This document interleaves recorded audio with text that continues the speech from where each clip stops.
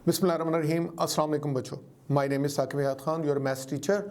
जी, हम लोग बात कर रहे थे चैप्टर नंबर 1 एक्सरसाइज 1.5 और 1.5 पे चैप्टर 1 पे। आज हमारा लेक्चर नंबर 12 है और हम क्वेश्चन नंबर 4 पे बात करेंगे। लास्ट टाइम हम लोगों ने क्वेश्चन नंबर 3 तक बात की।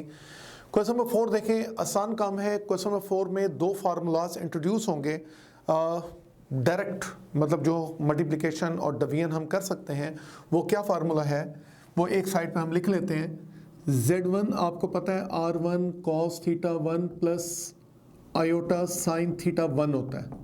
ऐसे Z2 की पोलर फॉर्म होती है R2 cos theta 2 plus iota sine theta 2। अगर आप इन दो कॉम्प्लेक्स नंबर्स को मल्टीप्लाई करना चाह रहे हैं, पोलर फॉर्म को मल्टीप्लाई करेंगे तो फार्मूला क्या बनेगा? R1 R2 से मल्टीप्लाई होगा, cos, ये दोनों cos जब मल्टीप्लाई होंगे तो इनके एंगल ऐड हो जाएंगे, प्लस आयोटा साइन, इन दोनों के एंगल्स को ऐड कर लें। तो ये है कॉम्प्लेक्स नंबर्स की मल्टीप्लिकेशन इन पोलर फॉर्म। अगर आप इन दोनों को डिवाइड करेंगे, Z1 और Z2 को डिवाइड करेंगे तो R1 ओवर R2 बन जाएगा। तो फार्मूला यही होगा, सिर्फ थीटा 1 माइनस थीटा 2, प्लस की जगह माइनस आ जाएगा, plus iota sine theta 1 minus theta 2 हो जाएगा। ये बेटा दो हम फार्मूलाज यूज करेंगे अपने क्वेश्चंस को सॉल्व करने के लिए। तो देखें क्वेश्चन नंबर 4 को अच्छी तरह समझिएगा। क्वेश्चन नंबर 5 सिमिलर है, कॉपी हो रहा है, कोई चीज तब्दील उसमें नहीं है। जी, तो मेरे पास है सबसे पहले Z1 हमें दिया हुआ है 9 into cos 5 pi by 4 plus iota sign 5 pi by 4। Z2 हमें दिया हुआ है 5 into cos pi by 3 plus iota sine into pi by 3। पहले पार्ट में कहता है आपने Z1 और Z2 को ऐड करना है। ओके, आप Z1 और Z2 को ऐड करें। Z1 की वैल्यू 9 इंटू कॉस, एक काम करें, ये जो 5 पाई बाय 4 है ना, इसको कैलकुलेट कर लें। तो सबसे पहले पाई बाय 4 आ गया 45, ये 45 इंटू 5 कर दें, 45 इंटू 5 225, कॉस 225 आ गया, प्लस आयोटा साइन 225 डिग्री आ गया, प्लस Z2 की value 5 into cos pi by 3 60 आ गया, साइन पाई बाय 3 60 आ गया। 9 कॉस 225 किसके बराबर होता है? कॉस 225 हमारे पास बराबर होता है माइनस 0.7071 प्लस आयोटा साइन 225, ये किसके बराबर होता है? ये भी माइनस 0.7071 के बराबर होता है।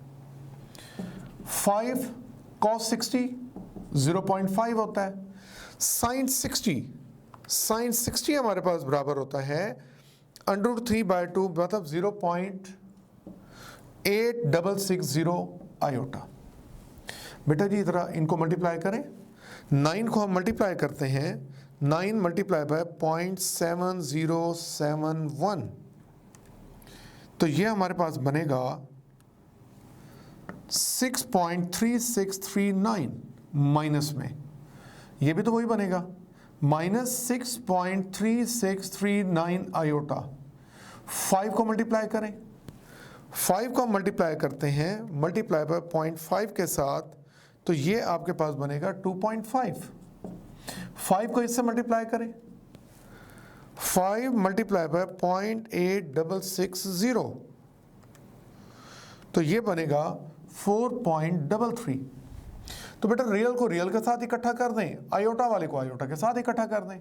ये देखें माइनस 6.3639 में 4.33 ऐड कर लें, इसी तरह माइनस 6.3639 आयोटा में 2.5 आयोटा ऐड कर लें, तो ये अब बनेगा माइनस 6.3639 में ऐड करें 4.33, तो ये बना -2.0339।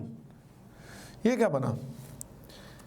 माइनस 6.3639 में ऐड करें 2.5, तो ये हमारे पास आया माइनस 3.8639 आयोटा।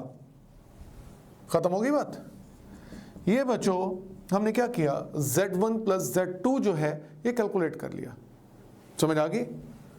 उम्मीद है ये आपके सामने होगा, आपने इसको देख लिया। अब हम इसी के अंदर तब्दीली कर लेते हैं। अब हम मालूम करते हैं Z1 minus Z2। Second part, Z1 minus Z2 का मतलब है यहाँ माइनस आ जाएगा, यहाँ माइनस आ जाएगा, यहाँ पे माइनस आ जाएगा। ये वैल्यूज सेम चल रही हैं, कैलकुलेशन सेम चल रही है, यहाँ पे माइनस आएगा, ये कैलकुलेशन सेम चल रही है। अच्छा, 9 को इससे मल्टीप्लाई किया, इसको इससे मल्टीप्लाई किया, ये सेम चला। -5 इससे मल्टीप्लाई होगा तो ये माइनस हो जाएगा, माइनस प्लस ये भी माइनस हो जाएगा। तो माइनस 6.36939 में माइनस आएगा 4.33, 6.3639 में माइनस आएगा 2.5। तो अब हम इनको माइनस करते हैं जी। माइनस 6.3639 माइनस 4.33, तो ये आपके पास बना माइनस 10.6939। इन माइनस वालों को ऐड करें, 6.3639 माइनस, ये भी ऑलरेडी आपके पास किस में है, ये माइनस में है, और हम इसको ऐड कर रहे हैं माइनस 2.5 में, तो ये आ गया माइनस 8.8639 आयोटा। समझ आ गई? आसान काम था, मुश्किल नहीं था। चलें अब प्रोडक्ट की तरफ आते हैं। हमें उससे कहा है कि आपने इनका प्रोडक्ट निकालना है। प्रोडक्ट का मैंने फार्मूला लिखा हुआ है, उस फार्मूले के मुताबिक चलना है जी। तीसरे पार्ट में हमें उसने कहा है कि आपने प्रोडक्ट निकालना है, Z1 इंटू Z2 निकालना है। Z1 इंटू Z2 हमें पता है R1 R2 और cos of θ1 plus θ2 plus iota sine of θ1 plus θ2 के बराबर होता है।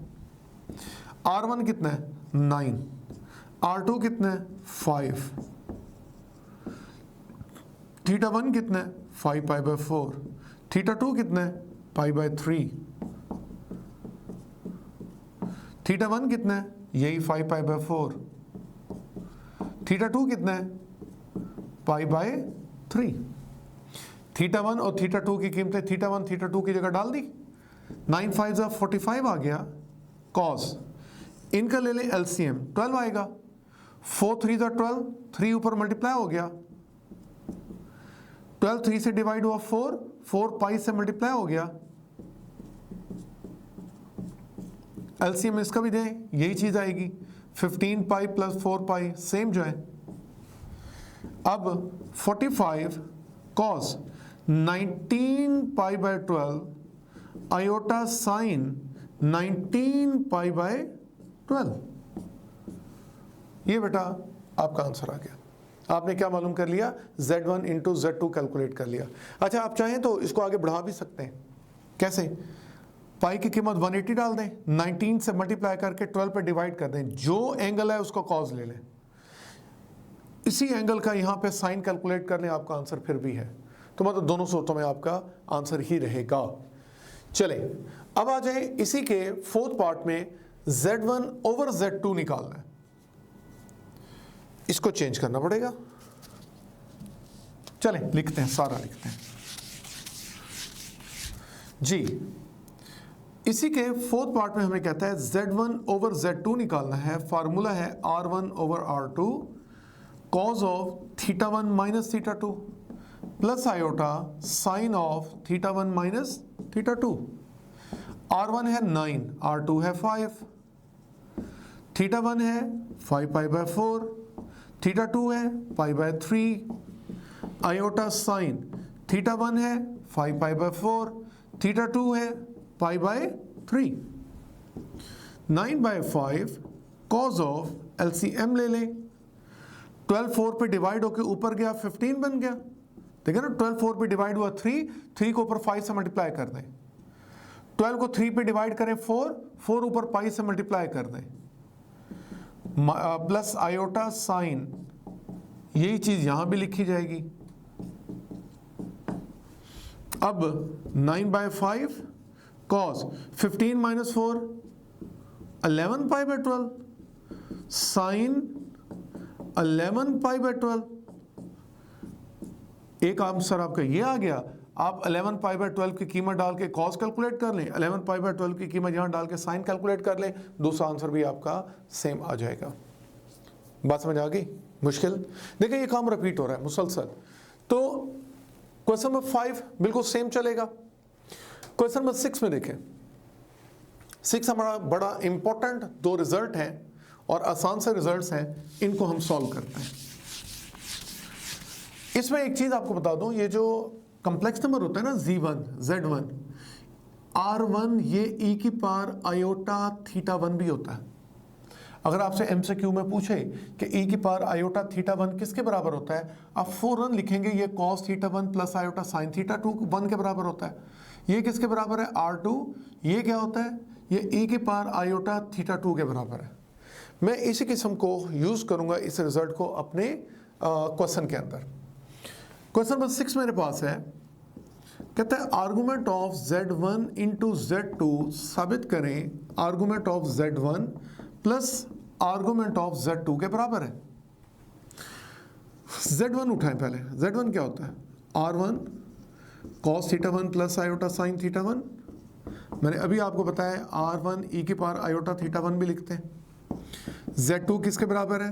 R2 cos theta 2 plus iota sine theta 2, और ये R2 ये अभी मैंने बताया e की पावर आयोटा थीटा 2 भी लिखते हैं। आपको Z1 इंटू Z2 चाहिए। ये मैं असल में लेफ्ट हैंड साइड पहले कैलकुलेट कर रहा हूं, तो Z1 इंटू Z2 चाहिए, ये मैंने लेफ्ट हैंड साइड उठाई। Z1 इंटू Z2 क्या होगा? R1 e की power iota theta 1 into R2 e की पावर आयोटा थीटा 2। अच्छा, फिर R1 और R2 इकट्ठे हो गए, एक्सपोनेंशियल फंक्शन आपस में इकट्ठे हो गए। जब दो सेम चीजें मल्टीप्लाई होती हैं तो पावर क्या होती हैं? ऐड हो जाती हैं। पावर ऐड हो गई, आयोटा कॉमन ले लें तो थीटा 1 प्लस थीटा 2 बन जाएगा। तो मैंने आपको एक चीज बताई थी, मैंने कहा था कि आर्गुमेंट क्या होता है। आर्गुमेंट ये अगर आप Z1 Z2 का आर्गुमेंट लेंगे तो आर्गुमेंट का मतलब है हम एंगल में इंटरेस्टेड है, हम एंगल लेंगे। तो ये देखें, आर्गुमेंट ऑफ Z1 Z2 किसके बराबर है? ये एंगल जो पड़ा है यही है, इसके बराबर है।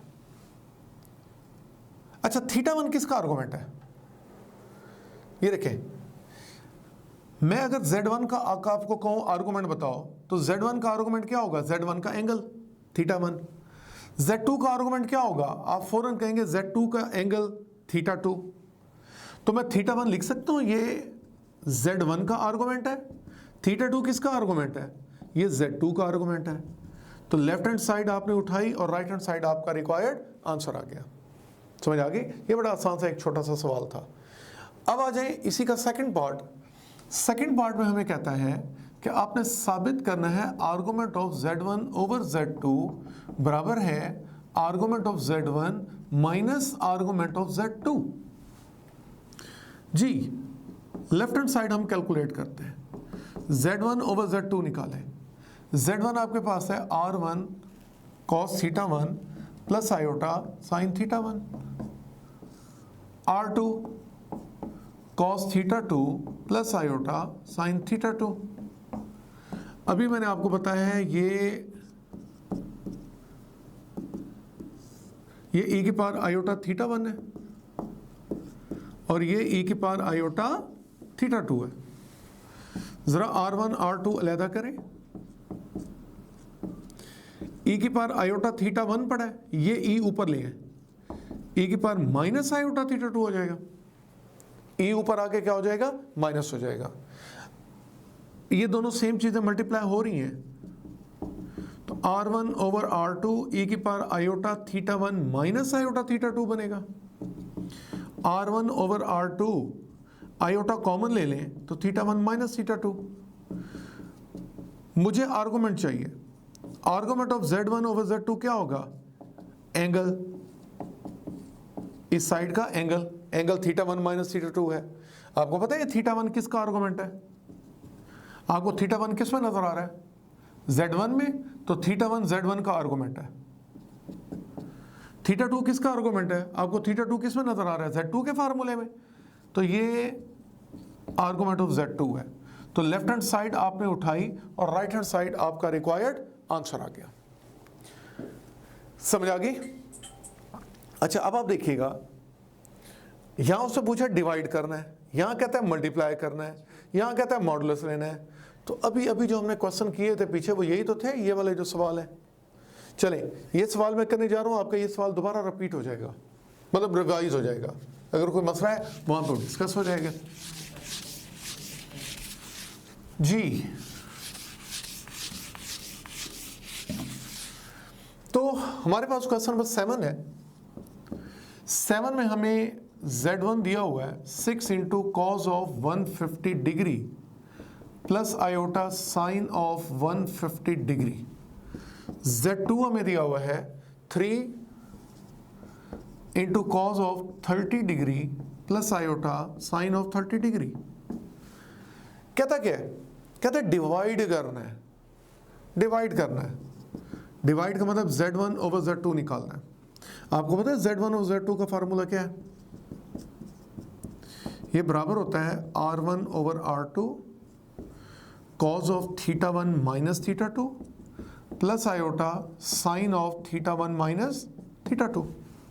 R1 कितना है? 6, R2 कितना है? 3, थीटा 1 कितना है? 150, थीटा 2 कितना है? 30, साइन ऑफ 150 माइनस 30। 6/3 2 होता है। 120 degree iota sine of 120 degree. एक स्टेप और कर लें, कॉज ऑफ 120 कैलकुलेट कर लें। तो कॉज ऑफ 120 हम कैलकुलेट करते हैं तो ये आता है -0.5 plus iota sine of 120, sine of 120 तो ये आता है 0.8660।